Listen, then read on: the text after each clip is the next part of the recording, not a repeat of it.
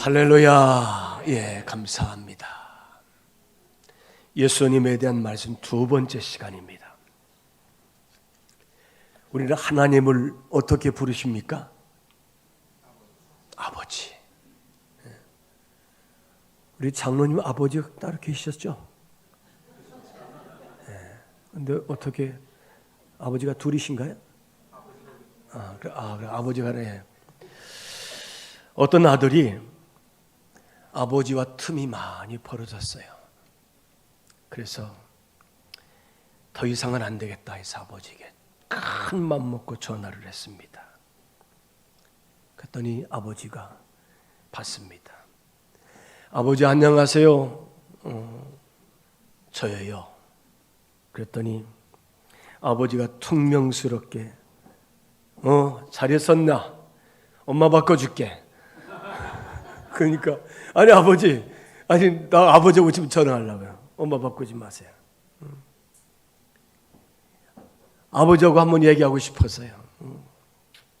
잠깐 침묵이 흐르더니 왜? 돈 떨어졌나? 아니에요. 돈 때문이 아니에요. 그러면서 그 아들 말 뒤에 미리 연습한 대로 이 아들이 아버지에게 말을 이어갑니다. 아버지, 제가 생각해 보니까 정말 아버지로 인해서 기억나는 일이 참 많습니다. 아버지가 저에게 정말 해주셨던 것들이 참 기억에 많이 나요. 대학을 보내주시고 가족들을 먹여 살리느라 하시고 싶지 않았던 일을 끝까지 하시면서 우리 가족 때문에 그만두지 못하셨던 것 제가 잘 알고 있어요. 저희들 먹여주시고 입혀주시고 제가 뭘 공부할 건지 제가 무슨 직장을 선택해서 무슨 직업을 가질 건지 아버지 저에게 다 맡겨주셨잖아요. 제가 지금 좋은 직장 다니고 잘 먹고 잘 사는 것은 다 아버지 덕분입니다. 제가 이제까지 한 번도 아버지께 말씀을 드린 적 없었는데 아버지께 고맙다는 말을 한번 드리고 싶습니다. 그러자 아버지가 아무 말이 없습니다. 그리고 아들이 계속해서 말을 합니다. 아버지한테 이 말을 하고 싶었어요. 아버지 사랑해요. 아버지 고마워요. 아버지 감사합니다. 잠깐 침묵을 흐르더니 너 술 취했나?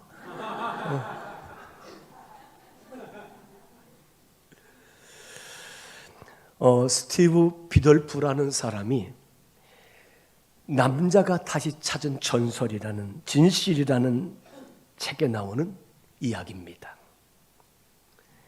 이 비덜프가 이야기할 때 여기 있던 청중들이 다 이렇게 웃었다는 거예요.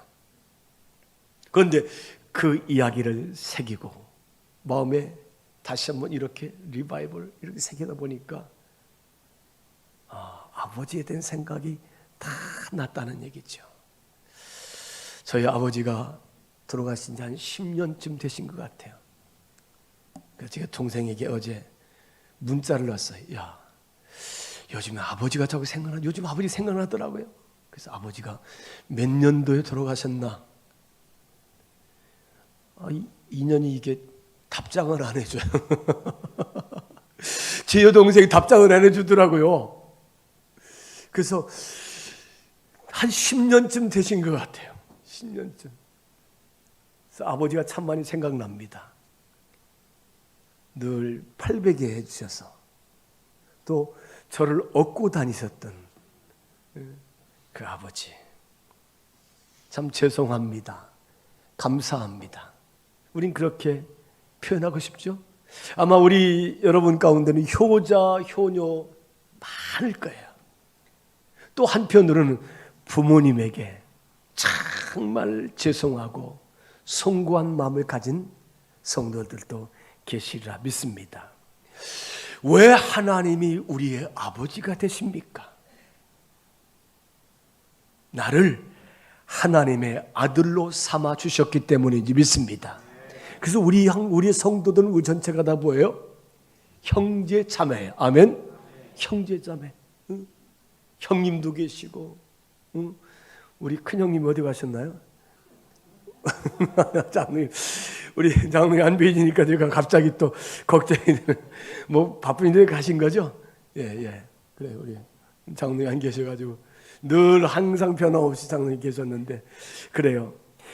우리가 이 로마서 8장 15절에 보니까 하나님을 우리가 아빠, 아버지라고 부릅니다. 아빠, 아버지. 이 아빠, 아버지 성경적인 말이죠. 우리가 요한복음 1장에 보니까 하나님의 엄청난 빅뉴스가 나오잖아요. 빅뉴스, 굿뉴스죠. 창조주 하나님이 피조물 인간의 몸을 입고 이 세상에 오셨다는 거예요. 그래서 이 사건을 지금부터 2700년 전에, 그건 예수님이 오시기 전에 700년 전에, 750년 전에 이사야 선지자가 예언을 합니다. 어떻게요? 이사야서 9장 6절에 보니까 우리 한번 같이 읽습니다. 이사야서 9장 6절 한번 같이 읽습니다. 이는 한 아기가 우리에게서 낳고 한 아들에게 주신 바 되었는데 그의 어깨에는 정사를 메었고 그의 이름은 기묘자라 모사라 전능하신 하나님이시라 영존하신 아버지시라 평강의 왕이라 할 것입니다. 아멘. 여러분, 예수님이 이 땅에 오시기 2000년 전에, 벌써 지금 2750년이죠. 이사야 선지자가 예언의 말씀에 이 땅에 메시아가 오실 것이다. 예수님이 구원자인 것을 우리가 어떻게 알 수 있습니까? 오늘 요한복음 1장 1절에 보니까 태초에 말씀이 계시니라. 이 말씀이 하나님과 함께 계셨으니 이 말씀은 곧 하나님이시니라. 여러분, 예수님이 하나님이시고 구원자이신 줄 믿습니다. 그런데 이 요한복음 1장 1절 말씀과 비슷한 말씀이 있죠. 어디죠? 어디예요? 창세기 1장 1절. 제가 읽습니다. 태초에 하나님이 천지를 창조하시니라. 여기서 이 창세기 1장 1절과 요한복음 1장 1절이 태초에라는 말이 히브리어 원어는 각각 달라요. 이 창세기 1장 1절 말씀 베네시트라는 말이에요. 이건 처음, 기원, 출발의 뜻을 가지고 있어요. 이 창세기 1장 베네시트 이 말은 처음이다, 기원이다, 시작한다, 출발이다. 그런데 요한복음 1장 1절에 이 태초라는 말의 히브리어 원어는 아케르라는 말이에요. 아케르. 이 아르케라는 말인데 이 아르케는 말은 최초의 시작이다. 더 나아가서 이 선제성, 가장 먼저 있었던 태초를 가리켜서 이 아르케라는 히브리어를 사용을 합니다.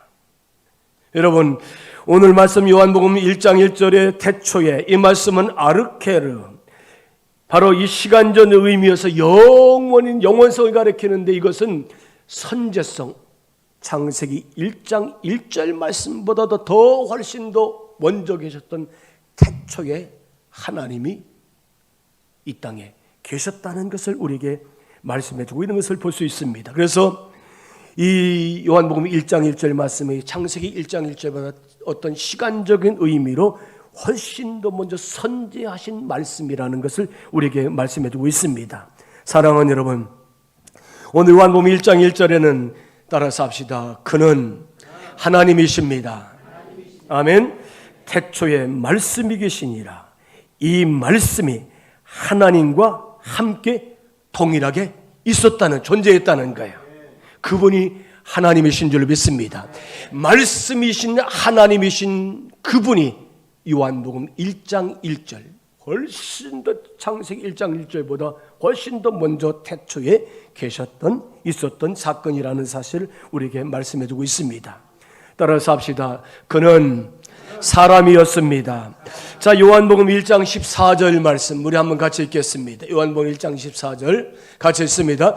말씀이 육신이 되어 우리 가운데 거하심에 우리가 그의 영광을 보니 아버지의 독생자의 영광이요 은혜와 진리가 충만하더라. 여러분, 하나님의 말씀이 우리와 똑같은 육신을 입고 이 세상에 오신 분이 예수님이신 줄 믿습니다.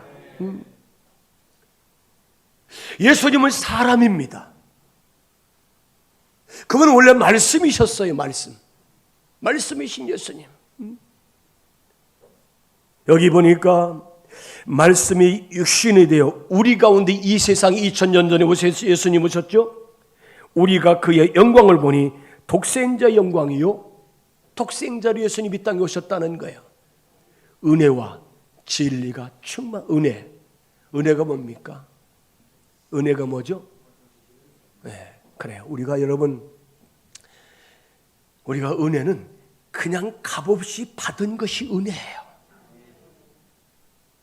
우리가 구원의 은혜를 받았습니다. 여러분 혹시 구원의 은혜를 받는데 혹시 값을 내신 분 있습니까? 그건 잘못된 이단이에요. 여러분, 구원의 은혜는 거저 주신 은혜인 줄 믿습니다. 값없이 없는. 여러분, 값이 없다고 해서 이것을 싸구려로 생각하면 안 된다네. 값으로 계산할 수 없으니까 이거는 엄청난 큰 은혜라는 거예요. 제가 점심을 먹고 여기 잠옷실 앞에 갔더니 우리 남선교회 장로님들과 관사님들 앉았는데 탁자를 해놨잖아요. 뭐 거기 가서 좀 쉬시기도 하시고 하시면 좋을 것 같아요. 근데 잠옷실에 자꾸 웅성웅성 들려가지고 이렇게 들여다봤어요. 그랬더니 할매들이 간식을 잡수시더니 놀래가지고 목사님 저에게 이렇게 주시더라고 해서 제가 밖에 이렇게 세분의 장로님 권사님 5분 계셔 5개만 골랐어요. 그래서 제가 우리 할매들이 준 겁니다. 드시라고. 그 진생 그 인삼이 있지 인삼 젤이죠. 제가 그거 먹고 싶은데 안 먹고 제가 장로님 권사님 드린 거예요. 그거. 아니 은혜로운 교회가 되니까 있죠. 뭐 그 간식 잡수시면서 그냥 막 퍼주는 거예요. 응? 여러분, 우리가 은혜로 사는 하나님의 백성인 줄 믿습니다. 값없이 거저 받은 것이 은혜라는 거예요. 응? 값없이. 응? 변함이 없는, 변하지 않는 것, 그것이 진리죠. 은혜와 진리가 충만하더라. 응? 여러분, 진리 말씀드렸죠. 진짜가 진리예요. 진짜 변함이 없는 거 흔들리잖아요. 변함없이 주 예수를 사랑하는 자들에게 은혜가 있을지어다. 이게 진리 안에 사는 성도들이라는 거죠. 사랑하는 여러분, 진리는 변하지 않습니다. 명품이에요. 최고의 가치가 있어요. 우리가 값으로 계산할 수가 없어요. 여러분, 예수님은 하나님이 거둬주신 진짜 변함이 없는 은혜와 진리의 하나님, 사람의 몸을 이 땅에 입고 오신 하나님이신 줄 믿습니다. 옛말에 그런 말이 있습니다. 편은 익을수록 고개를 수그린다.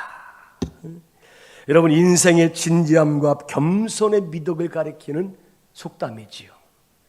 사람이 겸손하면 자기 자신을 낮추는 거예요. 자기 자신을. 저는 오늘 사실 그래요. 제가 이 새벽 설교를 준비하다가 이 사무엘하 25장 15절에 17절 말씀은 얼마나 가슴이 뭉클한지. 야, 다윗 왕에게 아비새 같은 이러한 충신이 있었구나. 왕이여, 이제는 전장에 나오지 마십시오. 당신은 이스라엘의 등불입니다. 이스라엘의 등불이 꺼지지 않게 하여 주옵소서.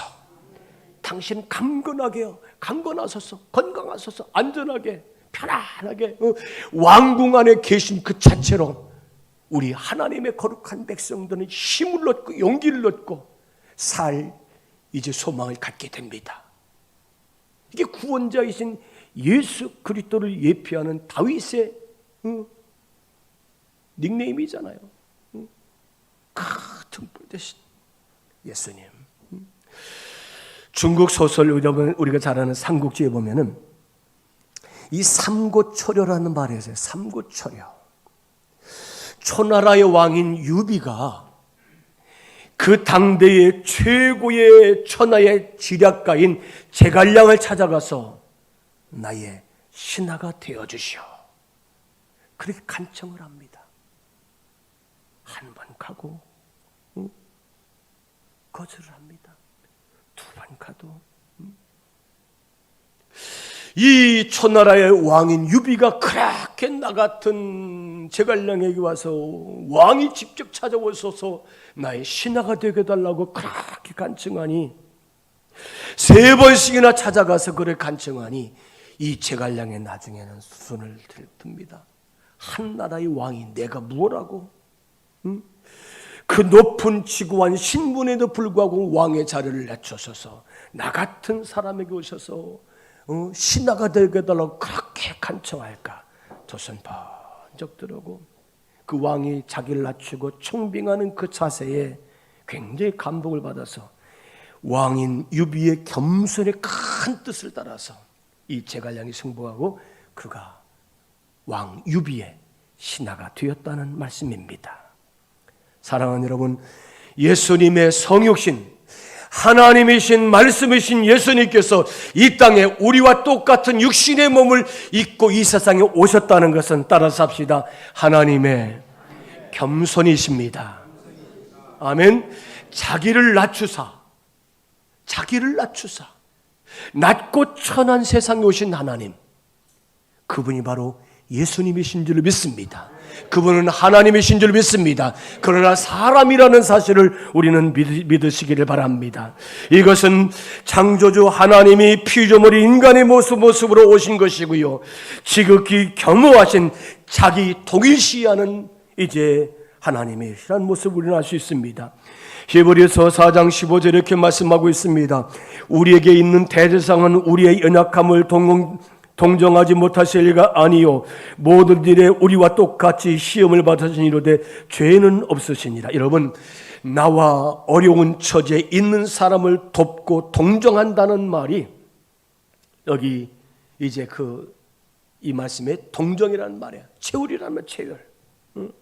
그러나 그분은 사람이었지만은 죄 없으신, 온전하신, 깨끗하신, 전능하신 하나님이신 줄 믿습니다. 사람은 죄인이에요. 그러나 우리 예수님, 그 하나님은 죄 없으신 하나님으로 이 세상에 우리와 똑같은 몸을 입고 오셨다는 사실을 믿습니다. 세 번째로, 그러나 그는 죄가 없으시다는 것. 요한일서 3장 5절 말씀 보겠습니다. 같이 있습니다. 그가 우리 죄를 없애려고 나타나신 것을 너희가 아나니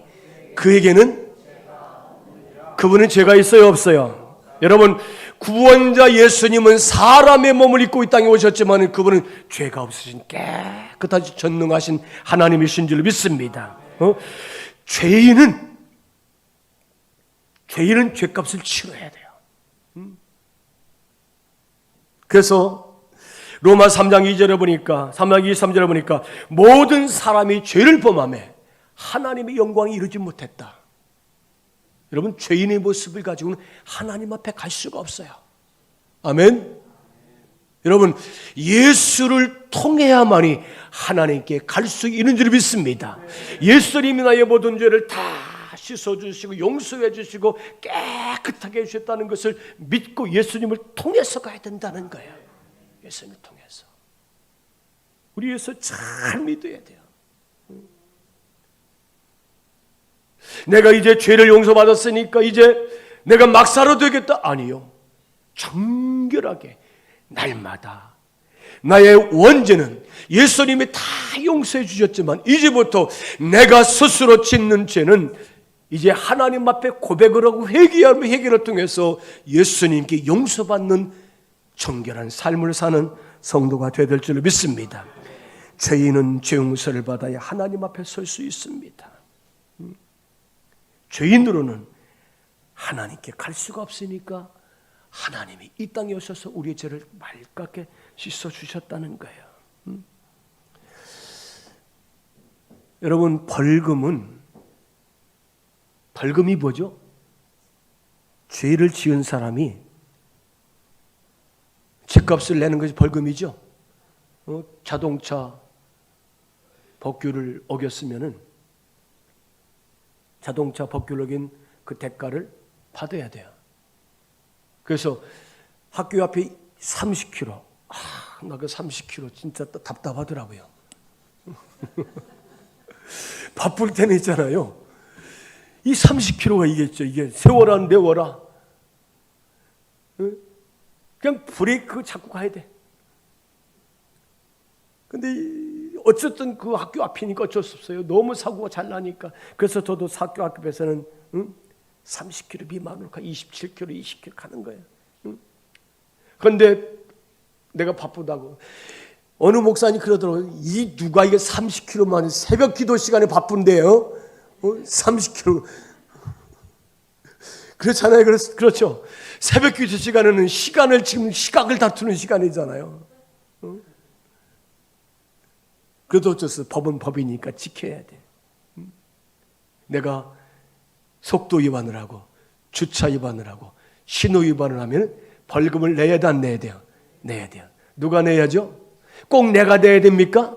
내 이름으로 날아온 스티커는 내가 내도 되고 가족이 내도 되고 오늘 그 내가 내줄게. 이웃 사람이 내줄 수도 있어요. 벌금은. 그래요? 맞아요? 틀려요? 맞아요. 그런데 여러분, 감옥에는 죄를 지은 죄값을 치르는 감옥에는 대신 갈 수 있습니까? 없습니까? 없어요. 그 우리 아들, 그 오기야 금이야. 어떻게 아들을 감옥에다 집어넣어서 아닙니다. 내가 가겠습니다. 나를 데려가시오. 통해요? 안 통해요? 안 통해요. 죄값은 죄를 지은 놈이 가는 것이 죄값을 치르는 거예요. 하나님이 내가 나의 죄값을 치러야 될 내 인생의 죄값을 하나님이신 예수님이 이 땅에 오셔서 누구든지 나를 영접하고 믿고 의지하고 주님 앞에 온전히 나를 의탁하는 자의 모든 죄를 씻어주시고 대신 예수님이 감옥에 가신 것처럼 십자가에 죽음을 당하신 하나님이 예수님이신 줄로 믿습니다. 여러분, 예수님은 우리의 죄 때문에 나의 죄를 대신 죄값을 치러주셨다는 사실을 믿습니다. 벌금은 누군가가 대신 낼 수 있어요. 그러나 죄값을 치르는 감옥에는 그 죄인이 가야 된다는 사실을 우리는 기억하시길 바랍니다. 고린도후서 5장 14절 이렇게 말씀하고 있습니다. 우리 같이 한번 읽습니다. 그리스도의 사랑이 우리를 강권하시도다. 우리가 생각한데 한 사람이 모든 사람을 대신하여 죽었은즉 한 사람이 누구예요? 예수님. 모든 사람이 누구예요? 이 인류 모든 인생들이에요. 한 사람이 모든 사람을 대신하여 죽었은즉 모든 사람이 죽은 것이라. 아멘.